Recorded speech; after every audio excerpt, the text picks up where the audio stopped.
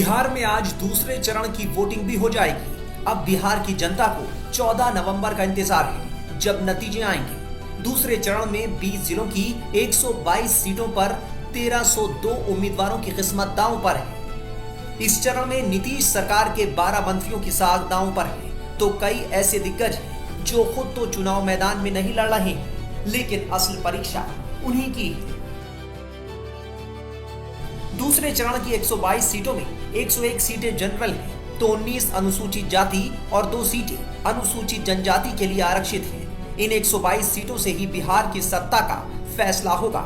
सीमांचल के इलाके में असदुद्दीन ओवैसी और पूर्णिया के सांसद पप्पू यादव की असल परीक्षा है, तो शाहाबाद के क्षेत्र में उपेंद्र कुशवाहा की परीक्षा है। गयाजी के इलाके में एनडीए के सहयोगी जीतन राम मांझी के लिए ये किसी अग्नि परीक्षा से कम नहीं है। असदुद्दीन ओवैसी की पार्टी AIMIM ने 2020 के चुनाव में सीमांचल की 5 सीटें जीतकर सियासी हलचल मचा दी थी। इसे महागठबंधन के लिए बड़ा झटका माना गया था। AIMIM ने अमौर, बहादुरगंज, बायसी, जोकीहाट और कोचाधाम सीटें जीती थी। इन 5 विधायकों में से 4 ने बाद में AIMIM को छोड़कर RJD का दामन थाम लिया था। अब एक बार फिर से ओवैसी का पूरा दारोमदार इसी सीमांचल के इलाके पर टिका हुआ है। ओवैसी ने इस बार बिहार की 25 सीटों पर अपने उम्मीदवार उतारे हैं, जिसमें से 8 सीटों पर पहले चरण में चुनाव हो रहे हैं और अब दूसरे फेज में 17 सीटें दांव पर हैं। सीमांचल के इलाके में ओवैसी अगर नहीं जीत पाते हैं तो उनकी मुस्लिम सियासत पर कई सवाल खड़े होंगे।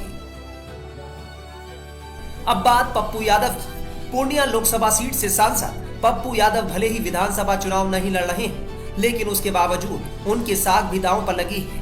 सीमांचल में पप्पू यादव कांग्रेस का चेहरा बन चुके हैं, जिसके चलते पूर्णिया जिले की विधानसभा सीटों के साथ साथ सुपौल और अररिया जिले की विधानसभा सीटों पर उनका सियासी इम्तिहान है। पप्पू यादव ने अपने चहेतों को चुनावी मैदान में उतार रखा है और अगर वो बेहतर प्रदर्शन नहीं कर पाते हैं तो उसका सियासी प्रभाव उनके राजनीतिक कद पर भी पड़ेगा।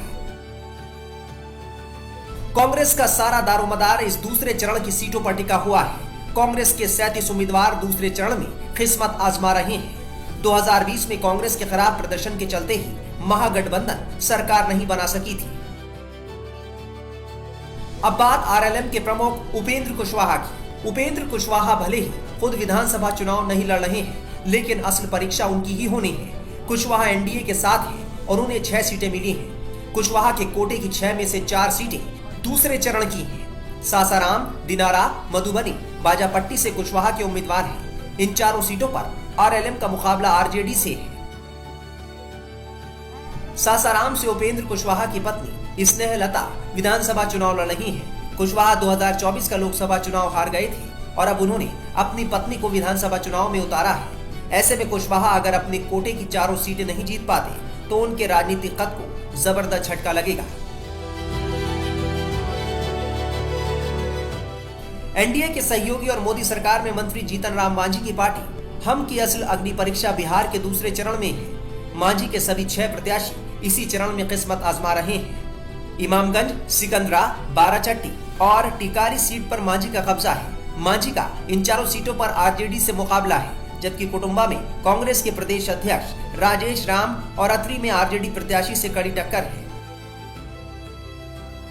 इमामगंज सीट पर जीतन राम मांझी के बहू दीपा मांझी मैदान में है और बाराचट्टी सीट पर उनकी समधन ज्योति देवी विधानसभा चुनाव लड़ रही हैं। ऐसे में मांझी भले ही खुद विधानसभा चुनाव नहीं लड़ रहे हैं, लेकिन अपनी बहू के साथ साथ समधन और बाकी उम्मीदवारों को जिताने का जिम्मा उन पर है। अब बिहार के साथ साथ पूरे देश को 14 नवंबर का इंतजार है, जब चुनावी नतीजे सामने होंगे।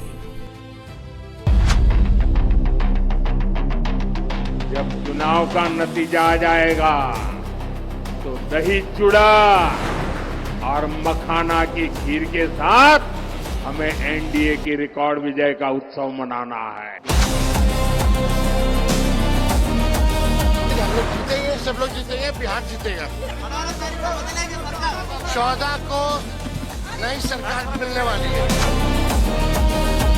आपका वोट मोदी को मिलेगा, आपका वोट नीतीश जी को मिलेगा।